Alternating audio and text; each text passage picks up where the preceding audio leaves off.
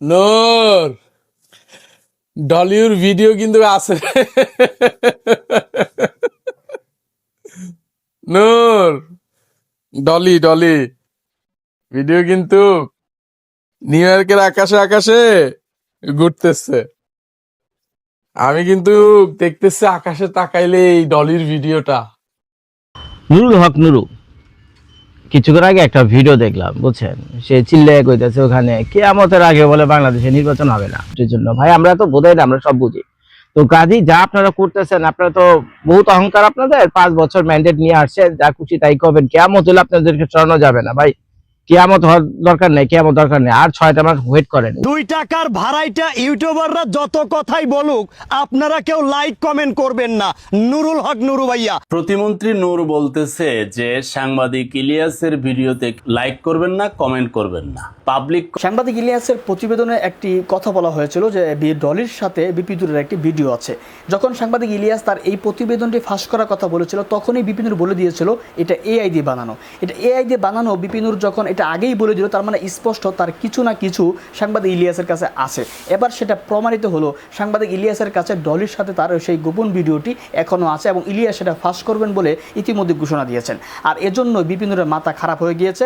সাংবাদিক ইলিয়াসের কাছের মানুষদের কাছে ফোন করে ক্ষমা চাচ্ছে, মাপ চাচ্ছে, যাতে করে ভিডিওটি ছাড়া না হয়। দর্শক, এটা আমি বাড়িয়ে বলছি না। সাংবাদিক ইলিয়াসের একজন সবচেয়ে কাছের মানুষ হিমেল ভাই, তিনি নিজেই বলেছেন যে বিপিনুর ইলিয়াস বা আমাদের কাছে ফোন করে এখন আকুতি করছে যাতে করে ভিডিওটি না ছাড়া হয়, কারণ ভিডিওটি ছাড়লেই তার মন্ত্রিত্ব চলে যাবে, রাজনৈতিকভাবে সে দেউলিয়া হয়ে যাবে। চলুন আমরা হিমেল ভাইয়ের কথা শুনবো এবং বিপিনুরকে নিয়ে কয়েকটি আলোচনা দেখব, বুঝতে পারবো বিপিনুর আসলে রাজনৈতিকভাবে কতটা পতিতালয় হয়ে গিয়েছে।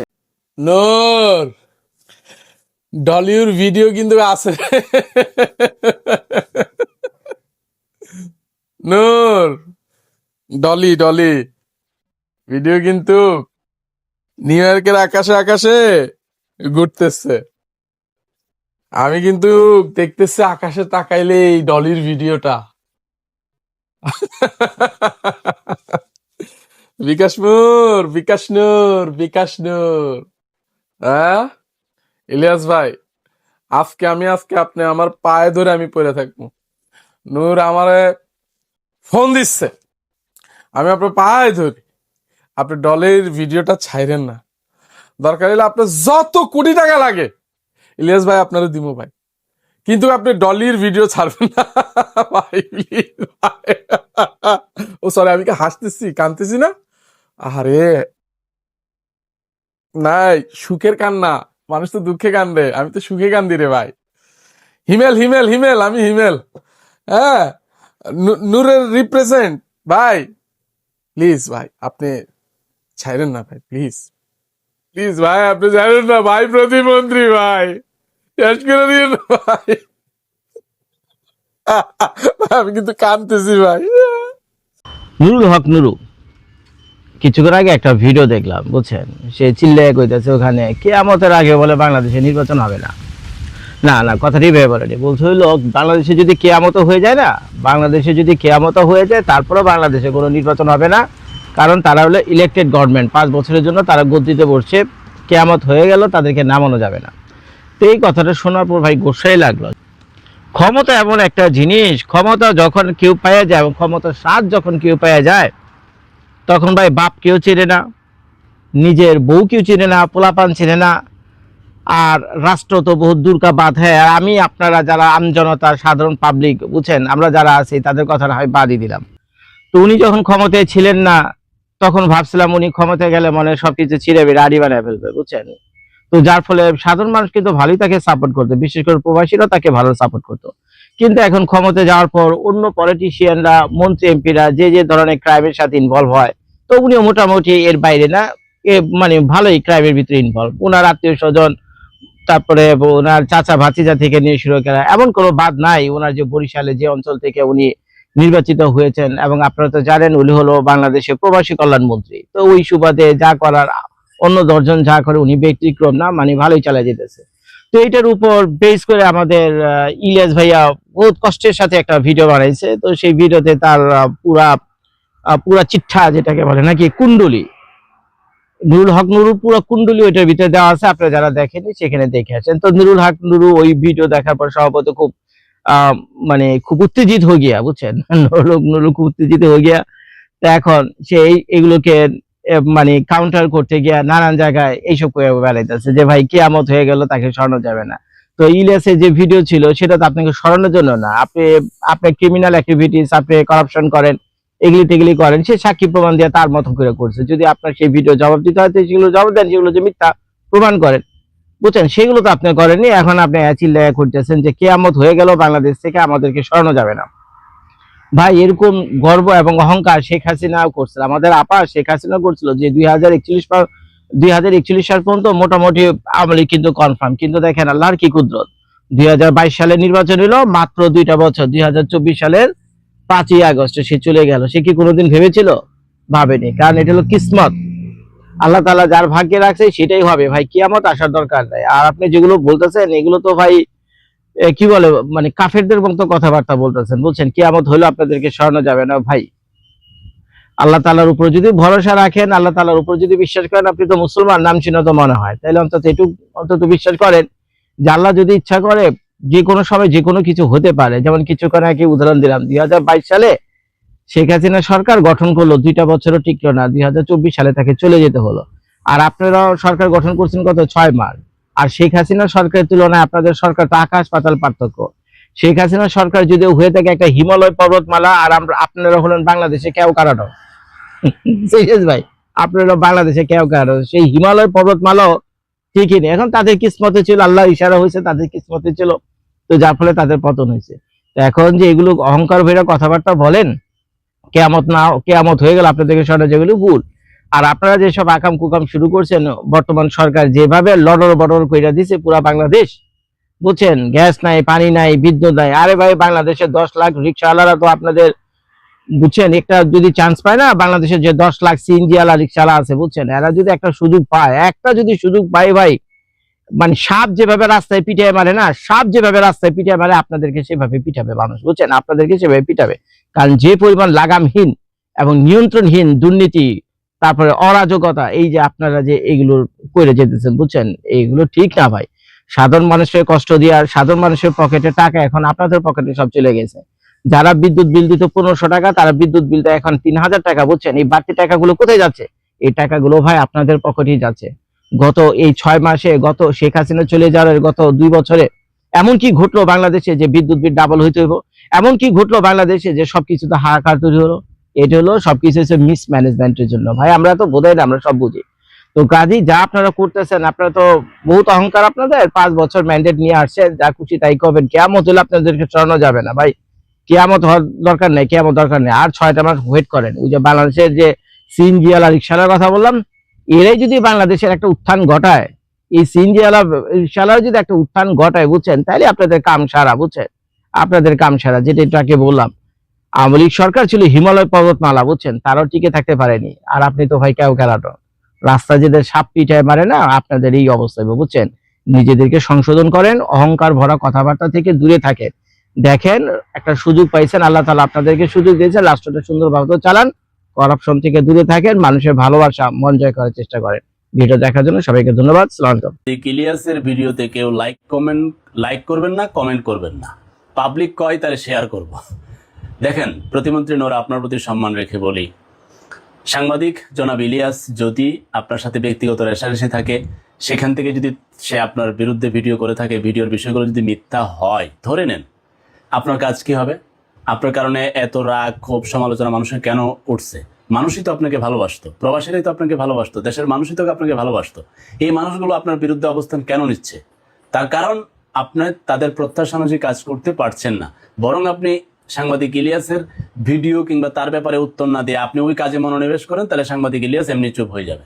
আপনার কাজ ওইটা করার দরকার ছিল।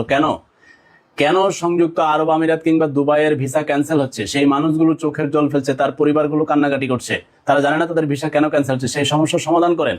কেন প্রবাসীদের ই পাসপোর্ট করতে সমস্যা হচ্ছে, কেন আইডি কার্ড সংশোধনের সমস্যা হচ্ছে, এগুলো সমস্যার সমাধান করেন। প্রবাসীরা বাংলাদেশের সরকারি যে কোনো অফিসে গেলে কেন তাদের কাছ থেকে ঘুষ বেশি নেওয়া হয়, দেশের মানুষদের কাছ থেকে কেন ঘুষ বেশি নেওয়া হয়, সেগুলো বন্ধ করেন, কারণ আপনি তো এগুলোর প্রতিবাদ করতেন। এখন আপনি চুপ হয়ে গেলেন কেন, কিংবা তাদের জন্য কাজ কেন করছেন না?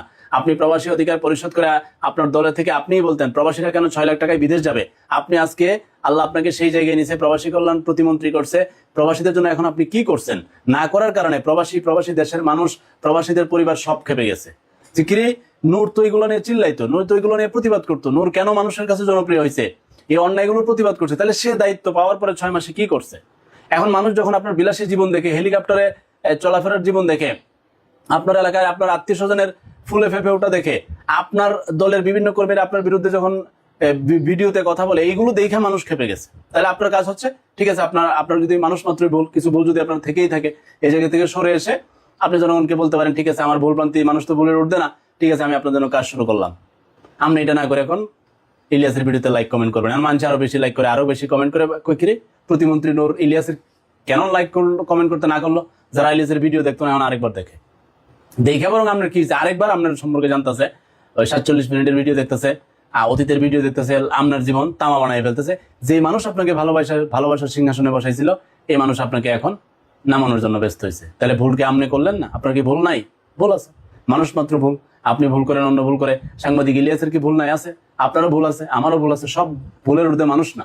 কিন্তু আপনি পাল্টা এখন যদি লড়াই করতে চান, এখন সাংবাদিক ইলিয়াস আবার ঘোষণা দিচ্ছে 2য় পর্ব লোডিং কাজ চলতেছে। কি করছে? প্রতিমন্ত্রী নূর নাকি কোন এজেন্সির মালিকানা নিয়েছে, মানুষ বিদেশ পাঠাইবো। এখন আমরা কোন আপনার বিরুদ্ধে বদনাম আরো বেশি হবে না? এখন আপনার 2য় পর্বে আবার জীবন আপনার কালা তামা বানাই ফেলবে না? আপনি কেন ব্যক্তিগত রেশারিতে আরো আপনি উস্কে দেন? যেটা ওই সব চুপ হয়ে যেতেন। বুদ্ধিমানরা কি লড়াই করে?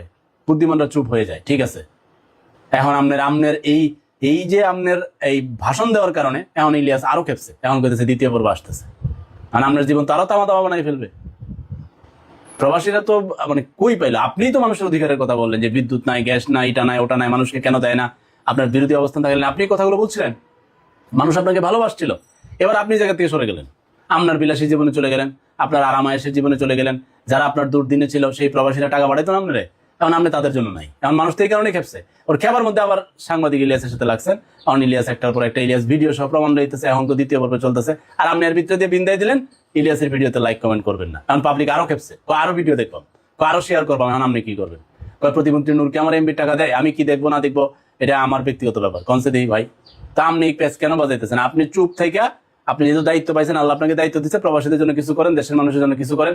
দৃষ্টান্ত রাখেন যে তরুণ একজন নেতা হয়ে উঠছিল, দায়িত্ব পাইছিল, সেইটা করে গেছে। ভবিষ্যতে যেন অন্যরা আইসা আপনাকে অনুসরণ করে কাজ করে, আশা করি সেই পথে যাবেন। 63% নন ফলোয়ার আমার ফেসবুক পোস্টে গালিগালাজ করে আর হাহারি এক দেয় নুরুল হক নূর ভাইয়া। আর নূর ভাইয়া নিজের মনটা এখন এইটা বলেই সান্ত্বনা দিচ্ছে। 63% মানুষ কত চাই যে বলবো না এরকম করে কথা, তারপরে মুখে চলে আসলে তুমি কি হয়ে গেছো, কোথাকার কি হয়ে গেছো?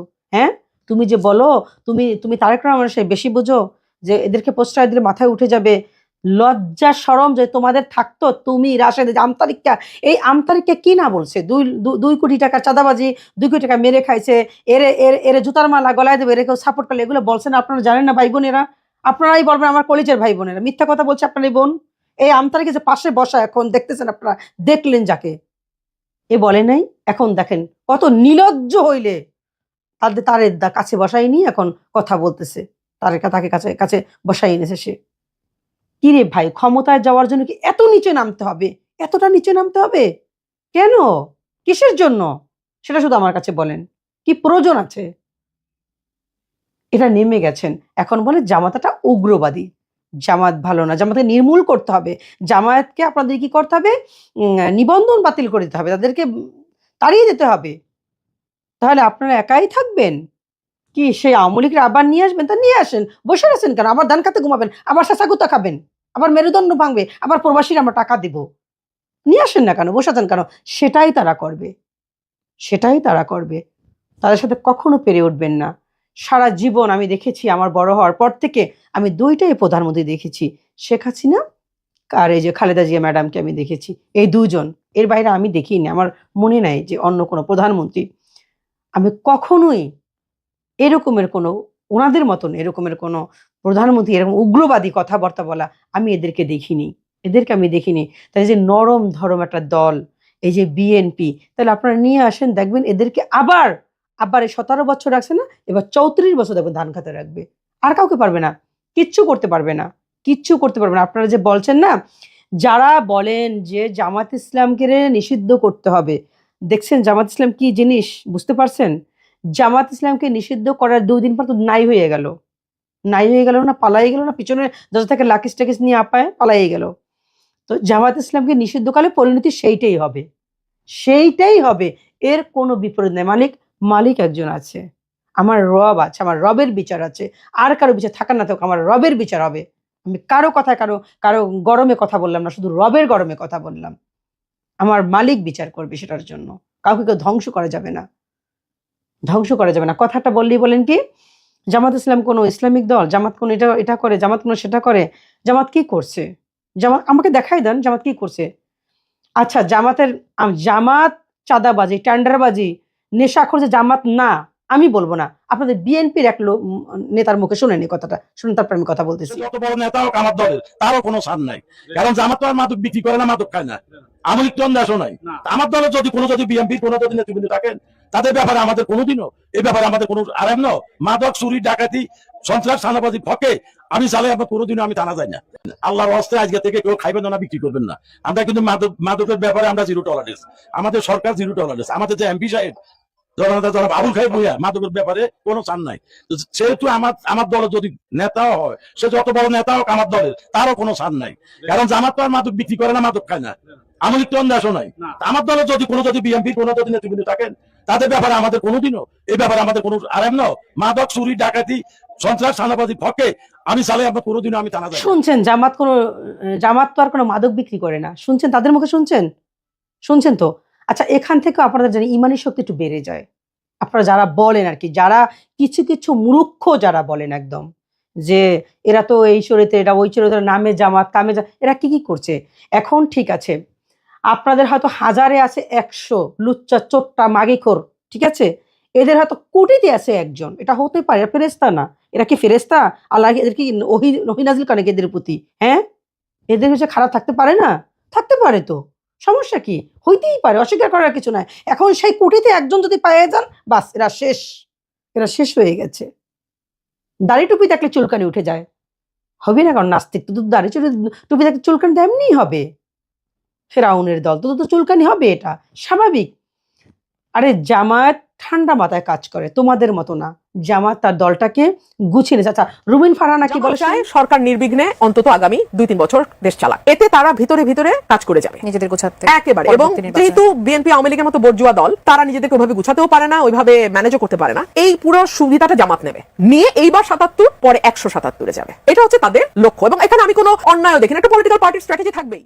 শুনছেন রুমিন ফারহানার মুখে, আপনারা শুনছেন যে এখন 77টা, ইনশাআল্লাহ আগামীতে 177 তারা নেওয়ার জন্য প্রস্তুত হচ্ছে। এরা হলো সেই জামাত। এদেরকে চিনতে গেলে তোমাদেরকে 10 বার জন্ম নিতে হবে এই দুনিয়াতে, 10 বার। এরা হলো সেই জামাত ইসলাম। তো এদেরকে ধ্বংস করা, নির্মূল করা তোমাদের মতো নুরা পাগলাদের বহুত দেরি আছে, বহুত দেরি। এত সহজ না, আল্লাহ রাব্বুল আলামিন তো করবে না। দেখেন এই যে চরমনায় পীর সাহেব ফয়জুল করিম সাহেব বলছে না যে মদিনার সনদে যারা চলে তাদের সাথে আমরা না, এই জন্য আমরা বের হয়ে গেছি। তাহলে যেখানে দেখেন আমাদের এই যে প্রেসিডেন্ট যে হলো, নির্বাচন যে হলো, ফখরুল সাহেব উনি তো নিজেই বলছে আমরা মদিনার সাথে মানি, ওইতে আমরা চলবো না, বলছে না? তাকে ভোট দিল কেন? ওনার যে দলের যে এমপি, সে লাস্ট পর্যন্ত শেষে গিয়ে ওনার কথা অমান্য করে তাকে ভোট দিল কেন? এখন লজ্জা শরম আপনার করে না? ফয়জুল করিম সাহেব আপনি বলেন, করে? কিভাবে গেলেন এখন কি মদিনার সঙ্গে দেশ চলবে? কেন ওনাকে এখন তাহলে ভোট দিল? মুখে খালি কথা বলেন, আসলে ভিতরগত ইমানি শক্তি নাই। এটাই বাস্তবতা, এটা হচ্ছে বাস্তব কথা বলতেছি আমি, রেহানা। হ্যাঁ, এই জন্য আমি ভালো না। আমাকে কথা বলা বন্ধ করার জন্য প্রস্তুত হয়ে আছেন, বন্ধ করেন। এরকম একটা চ্যানেল যাবে, 10টা চ্যানেল আমি খুলবো। আমি কোনো পরোয়া করি না, ঠিক আছে? আমি কোনো পরোয়া করি না। আপনারা শুধু আমার মুখটা চিনে রাখবেন। যখন দেখবেন যেখানে যে চ্যানেলে আমি কথা বলছি সেটাই সাবস্ক্রাইব করে ফেলবেন, আমাকে কথা বলার সুযোগ করে দিবেন আপনারা। যখন দেখবেন এখানে নাই হয়ে গেছি, অন্য জায়গায় খুঁজে নেবেন, ইনশাল্লাহ পেয়ে যাবেন, ঠিক আছে? এর কথাগুলো শুনে মানুষ শুধু হাসে। প্লিজ আপনার ওনার কমেন্টসগুলো পড়ে দেবেন, নুরুল হক নূরের কমেন্টসগুলো পড়ে দেখবেন। উনি বলে কি জানেন, এরা তো আমার অ্যাড হওয়া না, এরা তো সবাই কি তোমাকে ফলো করবে? পাগল হয়েছে নাকি তারা? কেন তোমাকে আমি তো ফলো করি না, কিন্তু ভিডিও তো দেখি, তোমাকে ফলো করবো কেন আমি? হ্যাঁ, এরকম তো লক্ষ লক্ষ আছে যারা তোমাকে ফলো, আমার ফলোয়ার না, এরা যারা হারিয়ে দিয়েছে এরা আমার ফলো, তোমার ফলোয়ার থাকবে কেন এরা? তোমাকে ফলো করবে কেন এরা? এরা কি ঠেকা পড়ছে নাকি? তোমার তো পছন্দ করে না, তোমার কথাগুলো তো শুনতে হয়, তোমাকে তো গালাগালি করতে হয়, যেন করে এরা। যে আপনারা কমেন্টস গুলো পড়ে দেখবেন, আর দেখবেন যদি মনে করেন 2 লাখ যদি মনে করেন তার রিয়েক্ট করে থাকে হা হা সব মিলিয়ে, দেখবেন সেখানে 1,98,000 দেখবেন হা হা রিয়েক্ট করে রয়েছে, এর কথাবার্তা এই এসে প্রতিমন্ত্রীর প্রতিফলন দেখাই দিলাম আপনাদেরকে, বুঝছেন? তো আপনারা সবাই ভালো থাকবেন, সবার জন্য সবাই দোয়া করবেন, আমার জন্য বেশি করে দোয়া করবেন যেন আমি একটু কথা বলতে পারি, আমি যেন সুস্থ থাকতে পারি, এটা আমার জন্য দোয়া করবেন। আমার চ্যানেলটা অবশ্যই সাবস্ক্রাইব করে আমার পাশে থেকে যাবেন। আল্লাহ হাফেজ, আসসালামু আলাইকুম। দর্শক আলোচনা শুনে স্পষ্ট বুঝতে পেরেছেন আসলে বিপিনুরের ভিডিও আছে, এটা স্পষ্ট, কারণ সে নিজে এআই বানিয়ে দিয়েছে। আমরা দেখেছি গাজী নজরুল ইসলাম যখন হোটেলে ধরা খেলেন তখন বললেন এটা এআই দিয়ে বানানো, এবং বিএনপির একজন প্রতিমন্ত্রী ঠিক একই অবস্থা ধরা খেলেন তখন সেও বললো এটা এআই দিয়ে বানানো। এখন বর্তমান পরিস্থিতিতে এমন হয়ে গিয়েছে যখন কেউ ধরা খাচ্ছে বা বিভিন্ন জায়গায় অপরাধের শিকার হচ্ছে তখন তারা বলে দিচ্ছে নির্দ্বিধায় এটা এআই দিয়ে বানানো। আসলে কি এআই দিয়ে বানানো? আসলে এআই দিয়ে বলে নিজেদেরকে তারা রক্ষা করতে চায়, কিন্তু এআই দিয়ে বানানো কিনা সেটা তো চেক করা যায়। তো বিপিনুরকে নিয়ে সাংবাদিক ইলিয়াস যেই ভিডিও এখন ফাঁস করার ঘোষণা বা হুমকি দিয়েছেন সেটা এআই দিয়ে কি না বানানো সেটা হয়তো আমরা ভিডিওটি প্রকাশ হলে বুঝতে পারবো। তবে বিপিনুর যে একজন রাজনৈতিকভাবে দেউলিয়া এবং রাজনৈতিকভাবে যে নষ্ট একজন মানুষ, দুর্নীতিগ্রস্ত মানুষ, সেটা ইতিমধ্যেই কিন্তু প্রমাণিত হয়ে গিয়েছে।